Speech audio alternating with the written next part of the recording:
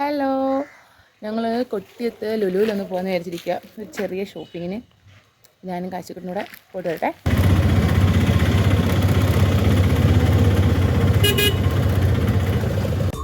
അങ്ങനെ നമ്മൾ ഡ്രീംസ് മാളിലെത്തി. നമ്മൾ ലുലുവിലോട്ട് കയറാൻ പോവുകയാണ്. ലുലുവിൻ്റെ ഫ്രണ്ടിൽ ഒരു ഫെസ്റ്റ് പോലെ നടക്കുന്നത്. വിഷു പ്രമാണിച്ച് കുറേ ഓർണമെൻറ്റ്സും ഡ്രസ്സും പിന്നെ കേക്കിൻ്റെ കുറേ ഐറ്റംസും ഒക്കെ ഉള്ള ഒരു ഫെസ്റ്റ് ഉണ്ടായിരുന്നു.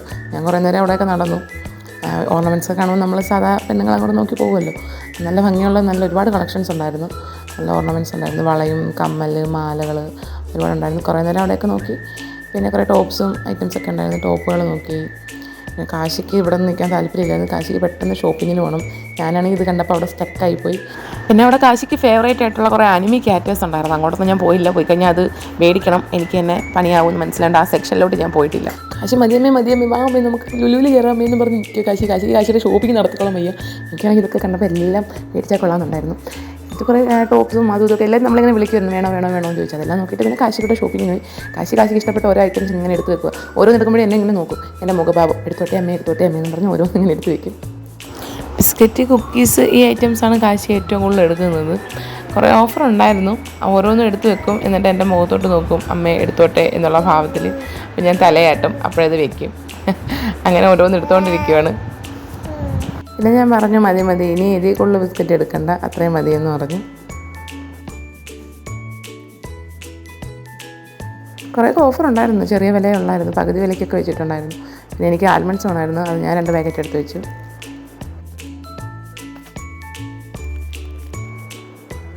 അത് കഴിഞ്ഞ് കാശിക്ക് ഏറ്റവും ഇഷ്ടപ്പെട്ട സെക്ഷനായിരുന്നു കേക്ക്സ്, പേസ്ട്രീസ് ഒക്കെ ഇരിക്കുന്ന സ്ഥലത്തോട്ടാണ് കാശി പോകുന്നത്.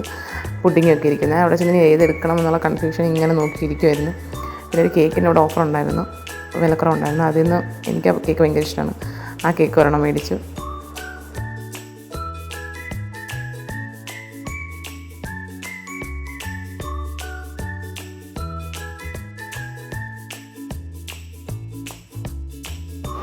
അടുത്ത കാശിക്ക് ഇഷ്ടപ്പെട്ട ഐസ്ക്രീം സെക്ഷനിലോട്ട് വന്നു. കുറേ നേരം ഏത് ഫ്ലേവർ എടുക്കുമെന്ന കൺഫ്യൂഷനിൽ നിന്നു. പിന്നെ ഇഷ്ടപ്പെട്ടൊരു ഫ്ലേവർ എടുത്തു.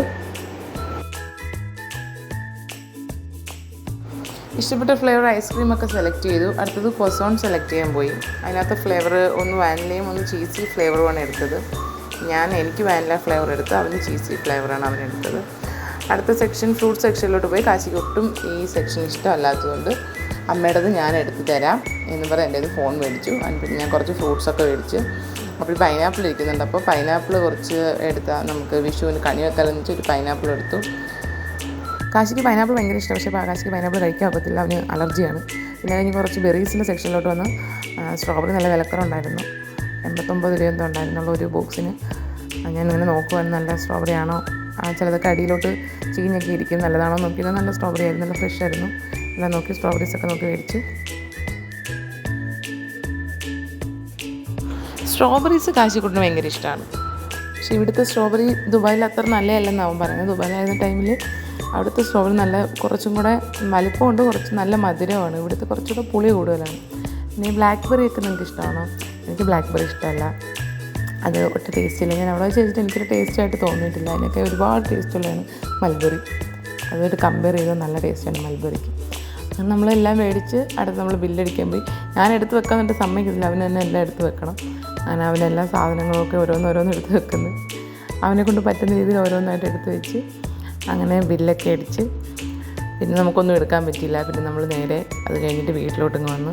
വീട്ടിൽ വന്ന് കാശി ഓരോ സാധനങ്ങളായിട്ട് എടുത്ത് ഇങ്ങനെ മാറ്റിക്കൊണ്ടിരിക്കുക. വന്നപ്പോൾ നമ്മുടെ കുഞ്ഞുവാവ നല്ല ഉറക്കം, അമ്മയുടെ ഇരിക്കുക. ആളൊന്നും ഞങ്ങൾ പോയത് വന്നതൊന്നും ആളറിഞ്ഞില്ല, നല്ല ഉറക്കമായിരുന്നു. പിന്നെ സാധനങ്ങളെല്ലാം ഒരു നിലത്തെ ആക്കി വെക്കണം. എല്ലാം ഇങ്ങനെ കാശി തന്നെ കൊണ്ടുവന്ന് എല്ലാം അടുക്കിയൊക്കെ വെച്ച്. അതൊക്കെ ആൾക്ക് ഭയങ്കര ഇഷ്ടമാണ്. എല്ലാം കറക്റ്റിനൊക്കെ കൊണ്ടുവന്ന് വെച്ച്. പിന്നെ എൻ്റെ അടുത്ത് ഓരോ പരാതികളായിട്ട് ഇങ്ങനെ പറഞ്ഞുകൊണ്ടിരിക്കുക. എവിടെ പോയി സാധനങ്ങൾ മേടിച്ചാലും അച്ഛൻ ഇഷ്ടംപോലെ അവൻ പറയുന്ന സാധനങ്ങളെല്ലാം എടുത്തോ എന്ന് പറയും. അച്ഛൻ വിലയും നോക്കത്തില്ല, ഒന്നും ചോദിക്കത്തില്ല. പക്ഷെ ഞാൻ അതിൻ്റെ എല്ലാം വില നോക്കിയിട്ട് വില കൂടുതലുണ്ടെങ്കിൽ ഞാൻ ഇവിടെ റിട്ടേൺ വെക്കും. അച്ഛൻ വില നോക്കാതെ ഇഷ്ടംപോലെ സാധനം മേടിച്ചു കൊടുക്കും. അമ്മ എല്ലാം വില നോക്കി മേടിക്കുന്നു. പരാതിയാണ് കാശിക്ക്. പക്ഷെ അമ്മ വില നോക്കി മേടിക്കും. അച്ഛനാക്കല്ല കേട്ടോ. അതൊന്നും കുഴപ്പമില്ല. നമ്മുടെ ലുലുവിൽ ഷോപ്പിംഗ് കഴിഞ്ഞ് നമ്മൾ വീട്ടിൽ വന്ന് കുറച്ചധികം സാധനങ്ങളൊക്കെ മേടിച്ച് ഇനി അതെല്ലാം നമുക്ക് എല്ലാം അതായത് സാധനങ്ങളിലൊക്കെ ആക്കി വെക്കണം. അവിടെ മേടിച്ച കുറേ സാധനം ഇപ്പോൾ കാശി കഴിച്ച് തീർത്തിട്ടുണ്ട്. കുറച്ചൊക്കെ അവിടെ വെച്ച് തന്നെ ബില്ലടിക്കാൻ വേണ്ടി കാത്തു നിന്നു. എന്നിട്ട് എല്ലാം കഴിച്ച് അതിൻ്റെ പാക്കറ്റ്സ് എല്ലാം കൊണ്ടുവന്നിട്ടുണ്ട് കേട്ടോ. ഐസ്ക്രീം എല്ലാം അവിടെ വെച്ച് തന്നെ കഴിച്ച് തീർത്തു. അപ്പോൾ നമുക്ക് പുതിയ വിശേഷങ്ങളുമായിട്ട് അടുത്തൊരു വീഡിയോയിൽ കാണാം. അതുവരെ ബായ്. അതുവരെ എല്ലാവരും ഞങ്ങളുടെ വീഡിയോ ലൈക്ക്, ഷെയർ, സബ്സ്ക്രൈബ് എല്ലാം ചെയ്യണം കേട്ടോ. ബെൽ ബട്ടനെ വെറുതെ വിടുന്നേ. ടാറ്റാ.